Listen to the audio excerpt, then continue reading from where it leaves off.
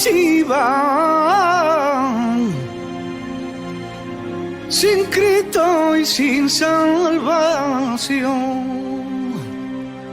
Y ahora llevamos la Biblia, la palabra del Señor.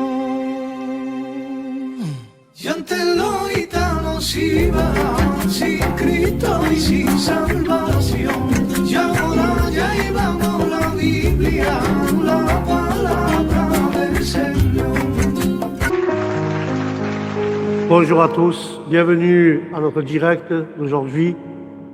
Aujourd'hui, nous allons parler avec la grâce de Dieu. Nous allons parler de ce qui a marqué les devoirs d'un chrétien, ou le devoir du chrétien. Alléluia.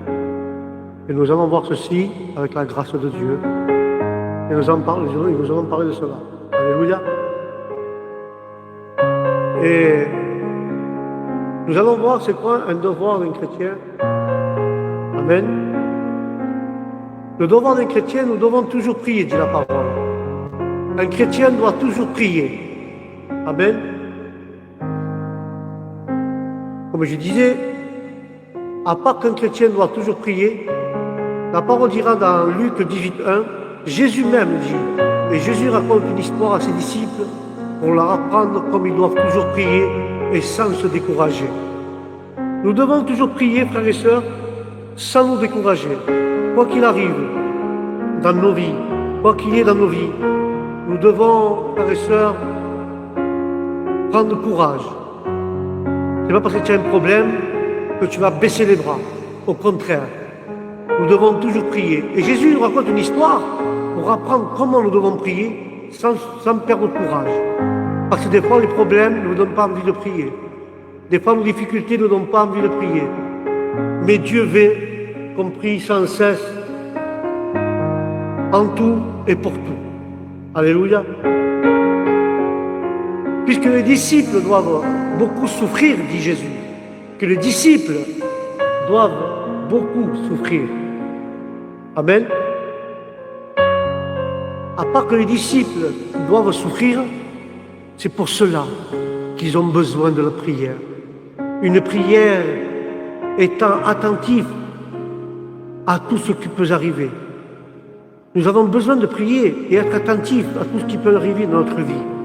Il est recommandé, frères et sœurs, qu'on soit attentifs et vigilants et devoir prier. Car le livre de Luc 21:36, il était dit, soyez toujours vigilants. Priez à tout moment pour ce que vous puissiez échapper à toutes les choses terribles qui vont arriver. Pour qu'il soit avec moi le Fils de l'homme. La parole est en train de dire d'être vigilant, frères et sœurs.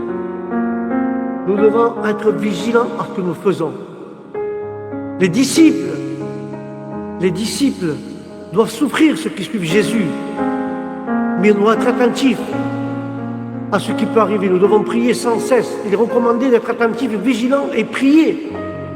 Être toujours vigilants et prier à tout moment pour que nous puissions échapper à toutes ces choses terribles qui peuvent nous arriver dans nos vies et pour que le Fils de l'homme soit avec nous au moment difficile. À travers la prière, Dieu peut nous aider. Dieu a passé ce mauvais moment. Sans la prière, nous ne pouvons rien faire. Mais avec la prière, nous avons l'appui de notre Seigneur Jésus-Christ qui est avec nous et qui peut nous aider à surmonter toutes ces terribles choses qui peuvent arriver dans nos vies au nom de Jésus.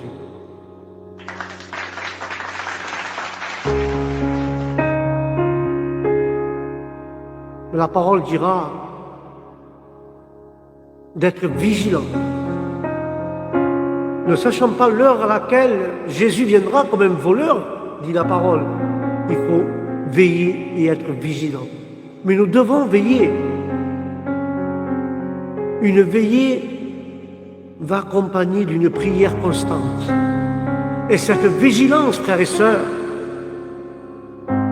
nous constatons que par la prière, nous avons cette vigilance. Car le psaume 91, 1, il est écrit, Dieu nous protège. Vivons sous la garde du Dieu très haut. Passons la nuit sous sa protection de Dieu, le Tout-Puissant. Faites confiance au Seigneur, car il est le seul refuge contre toutes les adversités et tous les dangers qui peuvent venir à nos vies. Amen. Quand Jésus était dans la barque avec les disciples, une tempête s'est levée, frères et sœurs. Et dans cette tempête, les disciples croyaient qu'ils allaient mourir, mais ils avaient oublié qu'ils avaient Jésus dans la barque. Jésus était dans la barque, il dormait. Ça faisait peut-être un petit moment, une petite heure que la tempête s'est levée et Jésus était là en train de dormir. La tempête était là. Jésus nous montre en tant qu'homme qu'il y a des gros problèmes comme les tempêtes qui se lèvent. Nous pouvons dormir en paix, car la parole de Dieu dit « En paix je me coucherai, car toi tu me fais dormir en toute confiance, Seigneur. » C'est pour ça que je vous dis ça. Jésus dormait pendant que la tempête et le vent souffla et les vagues se levaient. Jésus avait confiance au Père.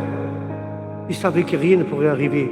Et quand nous avons confiance au Dieu du Très-Haut, nous faisons confiance en notre Seigneur. À travers la prière, il nous protégera, nous sommes sous sa protection. Il peut se lever, la tempête peut se lever. Dieu sera notre refuge dans tous les dangers. Jésus montre là un exemple pour nous. Quand nous passons par des tempêtes, des difficultés, nous pouvons dormir en toute confiance et laisser cette tempête souffler, les vagues se lever très hautes. Mais si nous confions au Seigneur, il est notre refuge et tous les dangers, il sera avec nous et on passera tous les dangers bien. Marie que le danger et qu'on le voit, mais Jésus qu'on ne voit pas, il est là avec nous dans toutes les adversités de ce danger. Et le Seigneur nous protégera. Mais le Seigneur protège ceux qui ont confiance. C'est pour ça que les disciples ont levé Jésus. Seigneur, nous allons périr. Et Dieu l'a dit, homme de peu de foi. Si vous, en disant, lui dire, Jésus, si vous croyez à ma parole, si vous avez confiance en moi, si vous avez confiance en moi, vous ne devez pas douter, malgré les tempêtes, malgré les adversités, malgré le danger. Si vous avez mis votre confiance en moi, moi je vous protège et je vous garde de tout danger au nom de Jésus. Nous devons faire confiance en Dieu, car lui seul peut nous aider. Nous devons faire confiance en Jésus. C'est dur, des fois, je le reconnais, mais nous devons faire confiance en Dieu. Quand le livre de Matthieu 6,6, il est dit, quand l'un de vous prie, faites-le seul, allez dans votre chambre, fermez la porte et parlez en secret avec Dieu, votre Père, car il donne en secret ce qu'on lui demande. C'est très simple, frères et sœurs. Quand on lui prie seul, nous rentrons dans notre chambre et nous prions et nous parlons en secret avec Dieu. Le Père du Très-Haut, le Père du ciel, il est en train de nous écouter et il met attention à notre prière car il donne en secret ce que nous avons demandé dans la prière, dans notre chambre, dans le secret. Je ne sais pas si tu as des craintes, si tu as des peurs, mais un chrétien doit le devoir de rester seul dans sa chambre et de parler, de converser, de prier dans le secret avec Dieu et de mettre tous ses problèmes sur la table et lui dire Seigneur ceci, Seigneur je veux cela, Seigneur je cela, Seigneur il y a ceci. Et dans le secret, le Seigneur te donnera ce que tu as vraiment besoin pour pouvoir traverser cette expérience, pour pouvoir traverser ce problème, pour pouvoir traverser cette maladie. Dieu te donnera dans le secret et il te donnera ce qu'il faudra pour que tu puisses aller à l'au-delà, que tu puisses traverser ce problème, pour que tu puisses arriver au point où Dieu veut que tu arrives, car seulement si tu fais confiance en lui et que tu te mets dans ta chambre, tu demandes, Dieu a la capacité et de donner dans le secret ce que tu lui as demandé pour que tu puisses passer ce problème au nom de Jésus. Je ne sais pas ce que tu lui demandes à Dieu, mais Dieu est en train de t'écouter. C'est un devoir d'un chrétien de prier. Car la relation d'une personne avec Dieu se détermine sa relation avec le monde et avec les autres. Et la relation avec Dieu, c'est la prière, c'est le devoir du chrétien. Tous les soirs, nous devons parler avec Dieu. Toutes les journées, on doit parler avec Dieu. Et on doit être déterminé. Mais notre relation notre relation avec le monde et les autres, c'est pas la même qu'avec celle de Dieu. Notre relation avec Dieu doit être secrète, afin que Dieu la voie et que les gens ne l'applaudissent pas. Mais Dieu permettra Dieu permettra pas qu'ils applaudissent. Mais Dieu a deux récompenses. Dans les choses de Dieu, il y a deux récompenses. Une récompense venant des humains et une récompense venant du ciel. Notre relation avec Dieu doit être secrète. Il ne faut pas que les gens la voient, que les gens ne les applaudissent pas.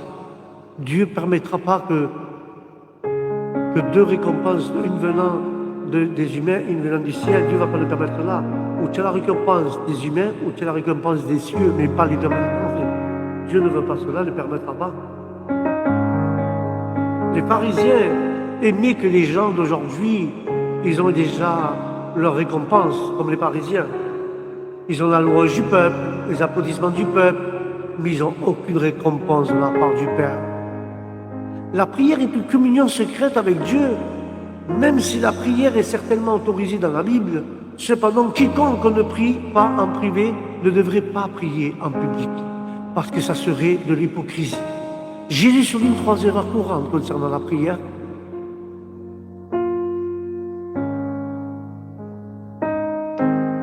Car tu ne pries pas,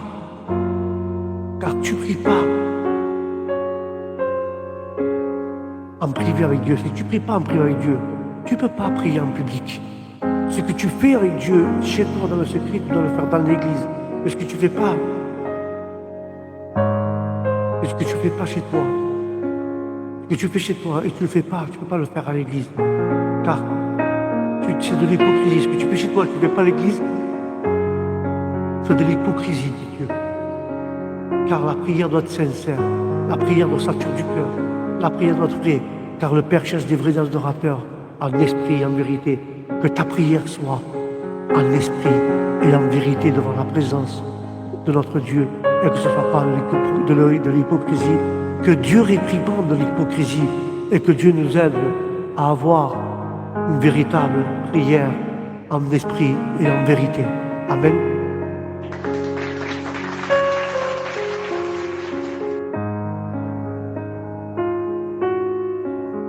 Nous allons voir les trois erreurs courantes que Jésus souligne. Il y a des gens, la première, il y a des gens qui prient, il y a des personnes qui prient pour être entendues des autres. C'est pas le devoir d'un chrétien, ça. Ça, c'est l'attitude d'un prétentieux, d'un orgueilleux, de prier pour que les gens l'écoutent. Oh, comme il prie bien. Quelle belle prière. Comme il prie, le frère. Oh, quelle belle phrase. Il veut les éloges des humains. C'est la première chose. Prier pour être entendu, pas de Dieu, mais entendu des hommes, des autres personnes, pour qu'ils te disent que tu es bon. Tu es un homme de prière. Mais prier, la deuxième, elle est là. La deuxième erreur, c'est prier avec des simples paroles en répétition creuse. Ça, c'est pas le devoir d'un chrétien. Prier avec des simples paroles en répétition, répétitif, ça ne devient plus une prière, ça devient une récitation. Prier avec ces simples paroles, la répétition se creuse. Ça se répète, Seigneur, garde-nous, Seigneur, bénis-nous, Seigneur, ceci, Seigneur, cela.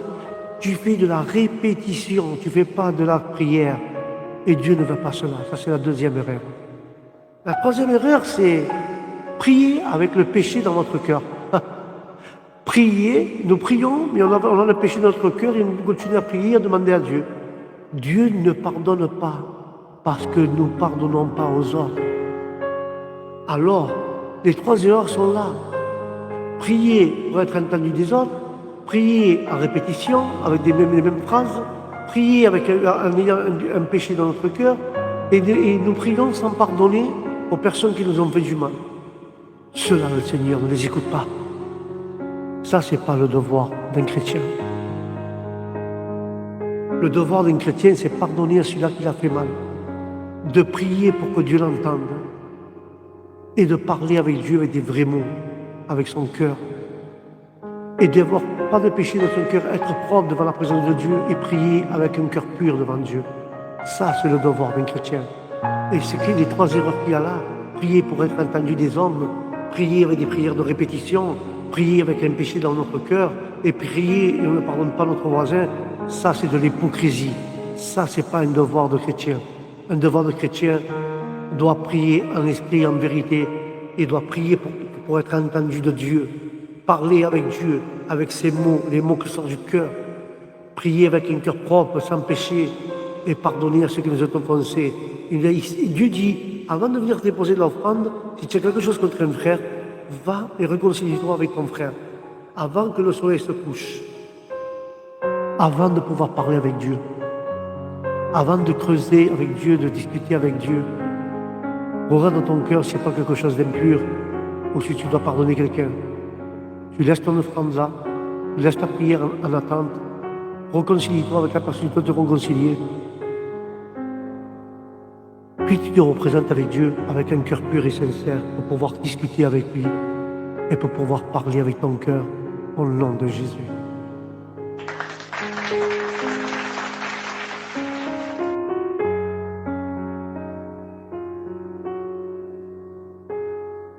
La gloire est à toi, Seigneur.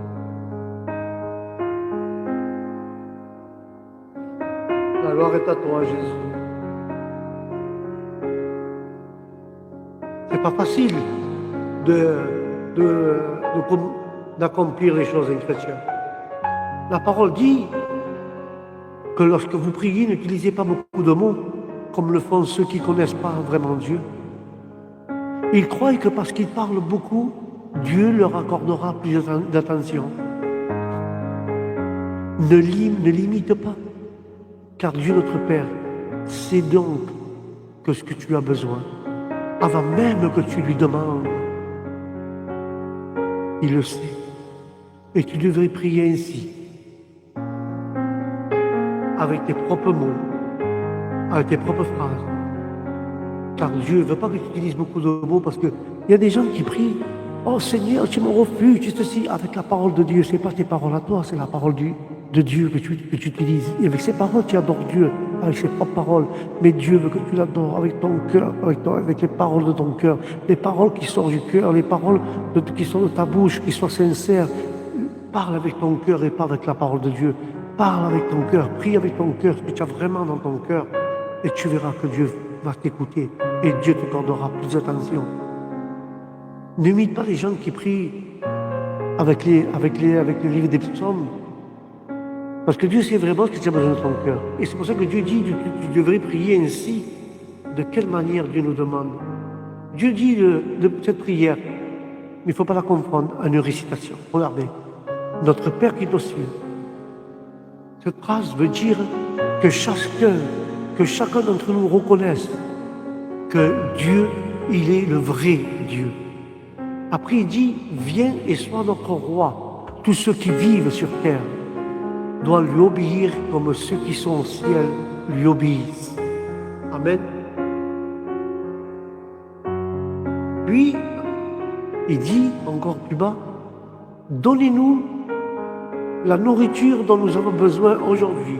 Pardonne-nous le mal que nous faisons, tout comme nous pardonnons à ceux qui nous ont fait du tort. Eh bien, quand les épreuves arrivent, frères et sœurs, ne permettez pas qu'elles vous séparent de vous et de nous délivrer de la puissance du diable. Quand les épreuves arrivent, qu'elles ne nous séparent pas de l'amour de Dieu, mais que Dieu nous délivre de la puissance du mal pour pouvoir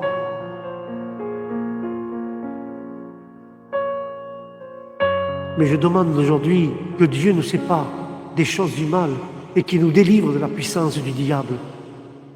Car si nous ne pardonnons pas aux autres le mal qu'ils nous ont fait, alors Dieu, notre Père Céleste, ne nous pardonnera pas non plus. Mais que je réprimande le diable cet après-midi, car le diable veut nous séparer de Dieu, le diable veut nous séparer de la parole, que Dieu le réprimande, car je demande à Dieu, au Tout-Puissant, qu'il nous délivre de la puissance de Satan et que nous sommes livrés au vrai Dieu et nous adorons seulement lui, nous glorifions seulement à Jésus et que Dieu nous libère de toutes choses et qu'il nous libère de la puissance du diable qui rompe nos chaînes et nos liens et qui nous fait libres pour pouvoir l'adorer, pour pouvoir le glorifier, pour pouvoir le suivre seulement à notre Dieu d'Israël, le vrai Dieu qui est dans nos cœurs. Celui-là s'appelle Jésus de Nazareth. Celui-là, c'est notre Dieu, c'est notre roi, c'est notre refuge, c'est notre tout. Merci Seigneur de m'avoir délivré de la puissance du diable au nom de Jésus. Et la parole dira plus loin, si vous ne pardonnez pas aux autres, les personnes qui vous ont fait du mal, le Père Céleste ne pardonnera pas. Alléluia. Car le premier épître de Jean, chapitre 1, verset 9, il dit « Mais si nous reconnaissons devant Dieu que nous avons péché, nous pouvons être sûrs que lui, le juste, nous pardonnera et nous purifiera et va nous purifier de toute iniquité. Et ne pas pardonner entravera une vie de prière et montrera que la personne ne comprend pas la grâce de Dieu. » Que ça veut dire cela? Cela veut dire ça. Si nous reconnaissons devant Dieu que nous avons péché, nous pouvons être sûrs que lui va nous pardonner et va nous purifier dans notre cœur de toute iniquité. Mais si nous ne pardonnerons pas, ça va mettre à tort et ça va entraver notre vie de prière. Et le chrétien a un devoir, de prier pour tous ses besoins, pour tous les malades aussi, pour les églises, pour les pasteurs. C'est notre devoir. Mais si nous n'arrivons pas à pardonner, ça va entraver notre vie de prière. Et ça va montrer aux autres personnes que nous n'avons rien compris de la grâce. Que Dieu nous aide à pardonner notre prochain pour pouvoir vivre une vie de prière et comprendre la grâce que Dieu a mis dans nos cœurs au nom de Jésus.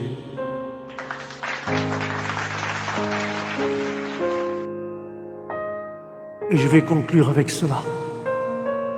Nous devons lire les Écritures de Colossiens 3,16 et de première épître de Pierre 2,2 qui dit ceci. Nous devons assister au service. Que veut dire cela, Jean?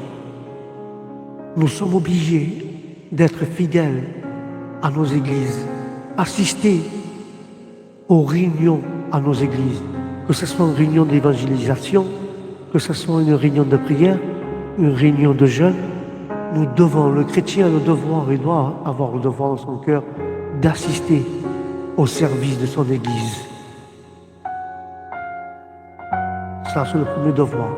Mais moi, pasteur, depuis qu'il y a le Covid, je ne sors plus de la maison, je regarde les réunions sur Internet, sur YouTube, je regarde les réunions sur Facebook, sur TikTok, je regarde les réunions et je ne vais pas la... C'est pareil, hein, je ne vais pas à la réunion, mais je la vois chez moi avec mon mari, mes enfants, je regarde la télé et je mets ma réunion en direct et je participe. Oui, mais c'est pas ça. Pierre, il demande d'être fidèle à ton assemblée, à ton église et assister au service religieux de ton église. Ça, c'est le devoir d'un vrai chrétien. Après le livre des Hébreux, il dit, 10-25, il dira ici, nous devons rendre témoignage. Je te pose une question un peu comme ça. Quel témoignage tu as auprès de ta famille, de ta maison et de ton église? Je te laisse réfléchir 2 minutes. Quel est ton témoignage dans ton église et dans ta maison?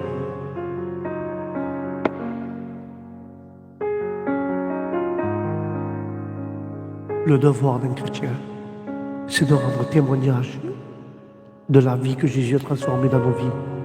Rendre témoignage que Jésus vit dans toi. Rendre témoignage que l'Église habite en toi, Jésus. Donne témoignage de Jésus aux autres personnes. Comment tu rends témoignage? Si Dieu a transformé ta vie, tu dois avoir de l'amour dans ton cœur pour ton prochain. Si Dieu a transformé ta vie, tu dois avoir de l'amour. Tu dois avoir de la patience. Car celui qui aime Dieu a de la patience. Nous devons rendre témoignage de notre Seigneur Jésus-Christ aux autres personnes qui ne le connaissent pas. Et tu dois voir aussi, toi, un témoignage auprès de tes frères et de ton pasteur. À part que nous avons le devoir d'assister, nous avons le devoir aussi d'être ses témoins. Après, la parole dira, nous devons apporter nos offrandes au Seigneur. Alléluia. Dans le livre Romains 10, 9 et 10, nous devons apporter nos offrandes au Seigneur. Et le livre de Malachie 3, 7, 7, 12 et 2 de Corinthiens 9, 7 dira, nous devons être sincères. Alors, premièrement, nous devons lire la parole, les Écritures, ça c'est le devoir du chrétien. Deuxièmement, nous devons assister à notre Église, dans les réunions de notre Église. Troisièmement, nous devons rendre témoignage de Dieu. Et quatrièmement, nous devons apporter nos offrandes au Seigneur. Car des fois, nous lui volons des offrandes. Nous lui volons. Qu'est-ce que tu dis, Jean? Qu'est-ce que Dieu n'a pas besoin d'argent? C'est pas l'argent que je te parle. Nous lui volons du temps au Seigneur. Comment? Tu lui voles du temps, je lui vole du temps. Alléluia. Ça veut dire quoi? Quand j'ai un temps libre pour prier, eh bien, je lui vole au Seigneur, je regarde ma télé, ou je joue avec les collègues au domino ou aux cartes. Je lui vole du temps au Seigneur. Quand Dieu te laisse un temps de repos, que tu puisses le prier, le chercher, travailler avec lui, Dieu, toi, tu perds ton temps. Tu vas voir les collègues, tu parles avec les collègues et tu perds du temps comme ça. C'est pour ça que Dieu demande d'être sincère avec lui. Et nous devons assister au service de notre Église et nous devons rendre témoignage. Et nous devons apporter notre Seigneur nos offrandes. Quelle prière tu as apportée aujourd'hui à Dieu? Quel jeûne tu vas apporter à Dieu aujourd'hui? Est-ce que tu es vraiment sincère envers Dieu? N'oublie pas, si on dit un mensonge dans toutes ces choses que je viens de dire, nous n'accomplissons pas le devoir d'un chrétien. Mais fais gaffe, parce qu'un jour, nous devons comparaître devant le tribunal du Christ. Et là, ce ne sera pas la même chose si tu n'as pas fait tout ce que Dieu te demandait. Dieu nous demande, si nous sommes des chrétiens, voilà le devoir que nous devons faire chaque jour, si nous sommes vraiment des chrétiens. Nous devons lire chaque jour la parole. Chaque jour, nous devons prier. Chaque jour, nous devons assister à nos églises. Chaque jour, nous devons rendre témoignage. Chaque jour, nous devons apporter notre offrande à Dieu. Chaque jour, nous devons être sincères envers Dieu. Et chaque jour, nous devons penser qu'un jour, quand nous partirons, nous allons comparaître devant le tribunal de Jésus-Christ. Cela, c'est le vrai devoir du vrai chrétien.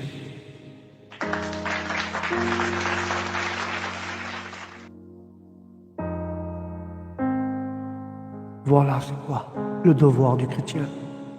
Je te le répète et je veux conclure. Tu veux être un bon chrétien? Est-ce que tu fais tes devoirs que Dieu t'ordonne? Un bon chrétien, dans la journée, tu dois lire les Écritures de Dieu, car elle va t'aider à nettoyer ton âme. Le deuxième point, c'est que tu dois assister à ton Église, être fidèle à ton Église et écouter la parole de Dieu à ton Église, car ça va te fortifier. Troisièmement, tu dois rendre témoignage de ce que tu es. Si Jésus t'a donné témoignage que tu es chrétien, marche comme un chrétien, comporte-toi comme un chrétien et fais des choses comme un chrétien et marche comme un bon chrétien et fais les choses comme un bon chrétien et rends témoignage de Dieu comme quoi il a changé ta vie et tu es un bon chrétien. Par ta marche, les gens verront ton fruit. Car la parole dit, nous reconnaissons l'arbre à son fruit. Si tu es un bon chrétien, tu devras, et nous devons rendre témoignage de ce que nous sommes. Et les gens qui te verront, sans que tu parles, ils vont parler de témoignage. Celui-là, avant, il était comme ça, aujourd'hui il est comme ça. Laisse que les gens te disent ce que tu es, et toi n'invente pas ce que tu n'es pas. Je suis chrétien, mais tu ne vis pas une vie chrétienne. Je suis chrétien et tu ne fais pas un jeûne, même pas tu vas à une église. Un chrétien doit être fidèle. Il doit lire les Écritures, assister à ces églises et rendre témoignage de Jésus. Et dans les églises, nous devons apporter notre offrande à Dieu, que ce soit une cantique, de l'argent, une prière, un poème. Nous devons apporter nos offrandes, ce que Dieu nous met dans nos cœurs. Et nous devons être toujours sincères, un chrétien est toujours sincère. Que ton oui soit oui, ton non soit non. Car si nous ne faisons pas ça, et nous mentons, et nous faisons n'importe quoi, n'oublie pas qu'un jour nous devons comparaître devant le tribunal de Jésus et donner compte à Dieu ce que nous avons fait ici sur terre. Alléluia.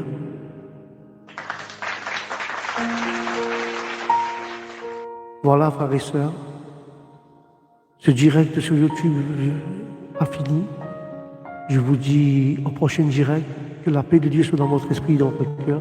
N'oublie pas, un vrai chrétien, il lit sa Bible, il assiste au service de son église, il assiste au culte de son église, il rend témoignage, il apporte l'offrande à Dieu et il est sincère envers Dieu.